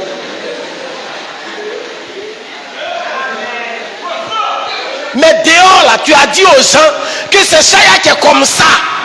Et puis la nuit, tu viens en Nicodème pour venir me voir. Mais je ne vais pas dire ton nom, c'est pas grave. J'ai tort. Mais Dieu seul sait qui a raison.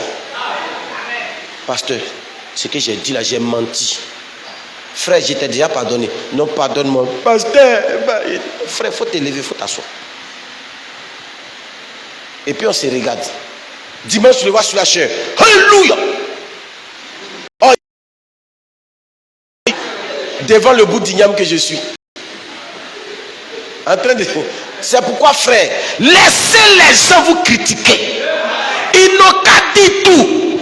Le Seigneur ne permet jamais que votre nom soit sali. Retiens ça. Les gens peuvent salir ton nom. Dites-moi, quelle est la prostituée de la Bible que Dieu n'a pas élevée? Donnez-moi son nom. Donnez-moi son nom. Rahab est de la généalogie de Jésus. Donnez-moi son nom. Ruth est de la généalogie de Jésus. Toutes les prostituées de la Bible, Dieu les a élevées parce que leur nom était gâté. Mais dès l'instant où elles ont cru la parole, Dieu a relevé le nom. Même cette femme prostituée, Marie-Madeleine, de laquelle 7 démons ont été sortis, aujourd'hui, Jésus-Christ a éternisé son nom dans la Bible. On parle d'elle. Elle a servi le maître, même plus que les hommes. Aucune prostituée n'est restée comme ça. Donc si on gâte ton nom, bénis Dieu. Dis au Seigneur, le pasteur Chaya a dit que si j'ai raison qu'on gâte mon nom, je dois me taire. Parce que toi, tu vas relever mon nom. Il va relever ton nom. Ils n'ont qu'à salir ton nom. Dieu cherche le moyen de relever ton nom, c'est pourquoi on salit ton nom. Mais si ce qu'on dit est vrai, réponds-toi aussi.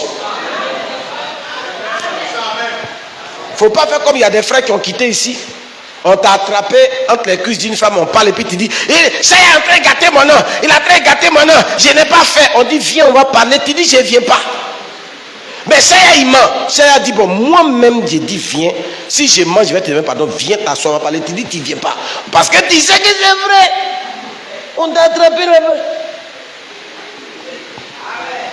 Et tu fais croire que je suis menteur, que toi, tu t'es là. Moi, j'ai dit pour moi là, en haut. C'est pas en bas. Si tu te réponds, on cache. Mais comme tu dis que je mens, non tous on place la vérité, Dieu seul les juge.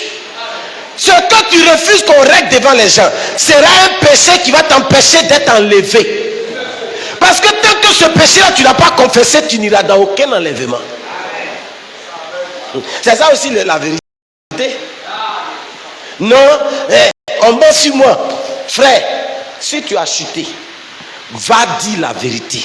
J'ai fait tel péché, j'ai avorté, j'ai menti. Tu as déjà classé le diable. Et la possibilité que tu restes sur la terre ici est éliminée. Mais si tu caches, nous on te voit, tu es un bon gars. Quand Dieu te regarde, quand tu pries, le Seigneur dit à Gabriel et à Michaël, mais quelle est cette sale odeur dans le ciel? On dit c'est telle personne qui prie. Il dit mais elle doit prier. Fermez le ciel parce que c'est odeur de péché qui arrive ici. C'est pas bien. Je vais terminer la citation. Il dit, vous avez cette langue pour parler des autres. Il ne scellera jamais le wagon. Des habitudes sales, dégoûtantes, des pensées vulgaires. Il ne peut pas sceller le wagon. Ouais, vous les frères et les jeunes filles, les jeunes frères. Ouais, vous ne voyez pas quelqu'un parce que vous appelez ça des proies. Vous appelez ça c'est une proie facile. La soeur, le frère. Prends ça là, nettoie bien, balaye bien, parce qu'il sait que cela va venir. Il dit, mais quand il a trouvé tout à sa place, l'inspecteur là, il le scelle. Que quelqu'un ose donc ouvrir ce seau. Dis amen à ça. Il faut dire encore amen. Dis encore amen. Frère, dis encore amen. Frère Branham me dit, une fois que tu es scellé, frère Ngoyo, celui qui dit qu'il est garçon, il n'a qu'à venir te toucher. Il n'a qu'à venir toucher tes habits, toucher tes affaires, toucher ta famille, toucher ton... Il n'a qu'à venir te... Celui qui dit qu'il est garçon, il n'a qu'à venir te toucher. Attends, je vais bien te dire ça. Une fois que tu es scellé, c'est no touche. Don't touch. Je peux lire? Est-ce que tu es prêt? Tu es prêt à recevoir ça? Je n'entends pas. Tu es prêt à recevoir ça? Il dit que quelqu'un ose donc ouvrir ce seau avant que le wagon ait atteint sa destination, l'endroit pour lequel il a été scellé. Tu as été scellé pour où? Le ciel. Tant que tu n'es pas arrivé au ciel, personne qui est sur la terre n'a le droit de te toucher. Et frère Branham dit, ne touchez pas à mes ouins, ne faites pas de mal à mes prophètes, car je vous dis qu'il vaudrait mieux pour vous qu'on suspende à votre cou une meule de moulet et qu'on vous jette au fond de la mer. Quelqu'un m'a bien entendu? Frère, vous n'avez pas compris. Frère, vous n'avez pas compris. La citation originale se trouve dans Matthieu, dans Jean, où il dit, si quelqu'un touche à un seul de mes tout petits,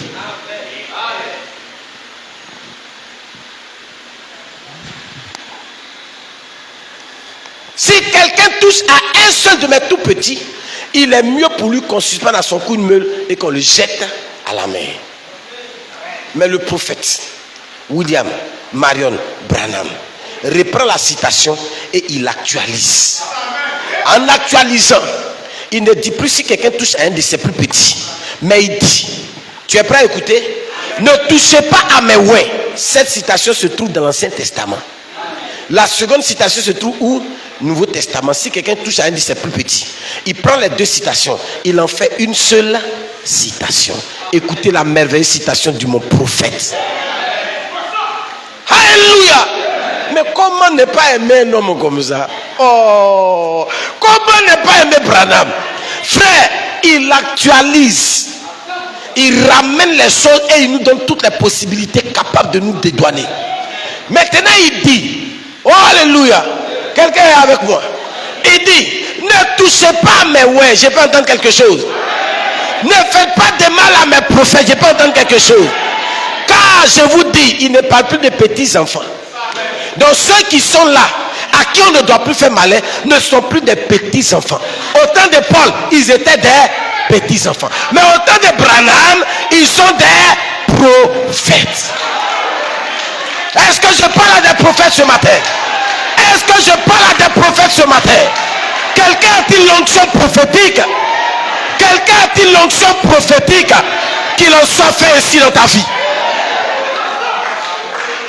Ah, je me sens bien. Hey, Branham. Donc si quelqu'un donc n'a pas les mystères révélés par un prophète, il n'a pas droit à ça. Petits enfants, ça c'est Paul. Ils sont petits dans l'onction, petits dans la parole, même petits en taille un peu. Mais au temps de Branham, grand prophétiquement, grand dans la parole, grand quelquefois un peu en taille. Sauf le prophète et moi, c'est nous on est petits. Alléluia. Non, tu peux photocopier après, c'est écrit. Mais s'il n'y a pas une Éphésiens 4 pour t'ouvrir les yeux, tu vas passer dessus. Tu ne vas pas comprendre. On peut avancer. Il continue la citation. Il dit, si tu fais du mal à ce prophète que tu es, que je suis, sœur, tu es quoi? Je n'entends pas. Tu es un prophète. Et toi? Tu es un prophète. Tu n'es pas une prophétesse? Ah d'accord. C'est que vous avez compris. Il dit nous sommes des prophètes parce que c'est une onction divine qui ne change pas de nature.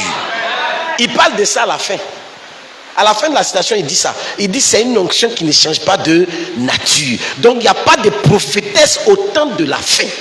Il n'y a que des prophètes. Ah, Branham! Est-ce qu'il y a l'homme pour Branham? Il n'y en a pas. Oh. Je peux continuer encore? Hey Seigneur, il dit ne les touchez pas. Plutôt que de chercher à scandaliser ou à ébranler, ne serait-ce qu'un peu. Comme ça, un peu. Pas beaucoup, un peu petit comme ça. Si tu as fait ça à quelqu'un qui est scellé, il va te dire ce qui va t'arriver. Ne serait-ce qu'un peu. Le plus petit de ceux qui ont été scellés. Vous voyez ce que ça veut dire? Vous touchez le bagage de toutes les souffrances de la parole là. On attache ça à ton cou. Et puis tu te promènes. Quand tu vas faire affaire d'argent, échec. Mariage, échec. Même la mort te refuse. Pour que tu souffres encore. Et c'est des gens comme ça souvent qui se promènent chez les prophètes là, dans les cas de prière là. Et arrivé là, on dit c'est ta grand-mère. Le prophète finit d'avaler l'argent, il a dit il faut aller chez l'autre prophète là-bas. Mon onction ne peut pas faire, c'est lui qui va. Arrivé à dire alléluia. Il riche. C'est ton grand-père. Après qu'il quitte là-bas encore, il s'est à l'autre côté là-bas. L'autre est là. C'est ton oncle. Tu dois te promener. Oh, c'est parce que tu as scandalisé un des plus petits. Le vrai problème, c'est qu'il n'y a pas pardon pour ça. Il n'y a pas pardon pour ça. Même si le monsieur veut, il faut revenir, il n'a qu'à mettre ses deux pieds, ses deux bras pour te pardonner. Ça ne marche pas.